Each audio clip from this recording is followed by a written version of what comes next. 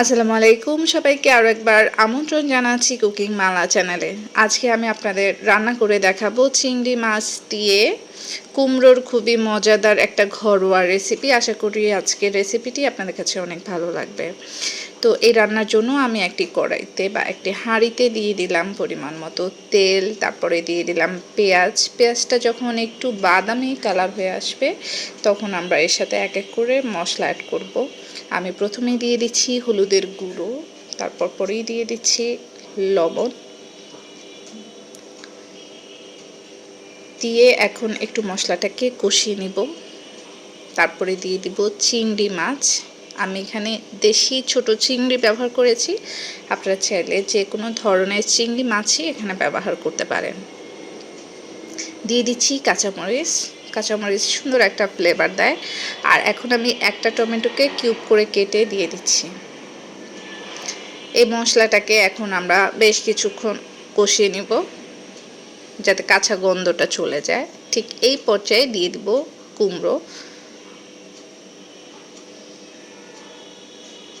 কুমড়োগুলোকে দিয়ে এখন আমি বেশ কিছুক্ষণ নাড়িয়ে নিব যাতে করে কুমড়োটা একটু সটে হয়। আর এখন দিয়ে দিচ্ছি লাল মরিচের গুঁড়ো, আর দিয়ে দিচ্ছি জিরার গুঁড়ো। এখন ভালো করে আরও কিছুক্ষণ রান্না করে নিব বা কষিয়ে নিব। এটা কিন্তু তেলের মধ্যেই কষাতে হবে, এখানে কোনো ধরনের পানি এখনই ব্যবহার করা যাবে না। কুমড়োটা যখন খুব সুন্দর কষানো হয়ে যাবে, উপরে তেল তেল হয়ে যাবে, তখন আমরা এর সাথে অ্যাড করে দিব পানি।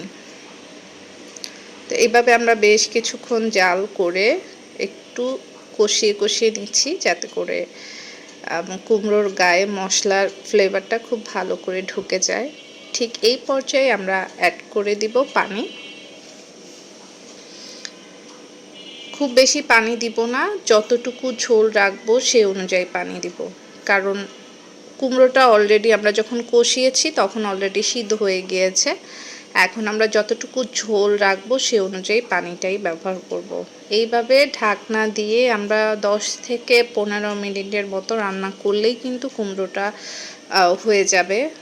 আর পানিটাও একটু কমে আসবে, অর্থাৎ ঝোলটা একটু কমে আসবে। তো দেখুন কুমড়োটা এখন একেবারে রান্না হয়ে গিয়েছে। আমি একটু লবণ চেক করে নিচ্ছি, কারণ রান্নার আগে আমরা জানি লবণটা চেক করে নিতে হয়।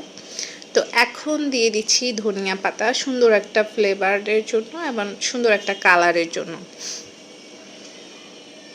এই ধনিয়া পাতা দিয়ে আমরা ঢাকবো না, এই পর্যায়ে আমরা একটি সার্ভিং ডিশে ঢেলে নেব। তো এইভাবে যদি আপনারা কুমড়ো রান্না করেন, আশা করি আপনাদের কুমড়োটাও অনেক বেশি মজাদার হবে। এখানে একটা টিপস বলে দিচ্ছি, এই কুমড়োতে অনেকে কিন্তু চিনি ব্যবহার করে। এটা যখন উঠে ফেলবেন তার আগে একটু চিনি ব্যবহার করে নিতে পারেন। সেক্ষেত্রে আপনারা যারা একটু মিষ্টি কুমড়ো পছন্দ করেন তাদের পছন্দ অনুযায়ী কুমড়ো রান্নাটা হয়ে যাবে। তো এই ছিল আমার আজকের খুবই সিম্পল একটা রেসিপি। আশা করি ভালো লেগেছে। ভালো লাগলে অবশ্যই সাথে থাকবেন। আল্লাহ হাফেজ।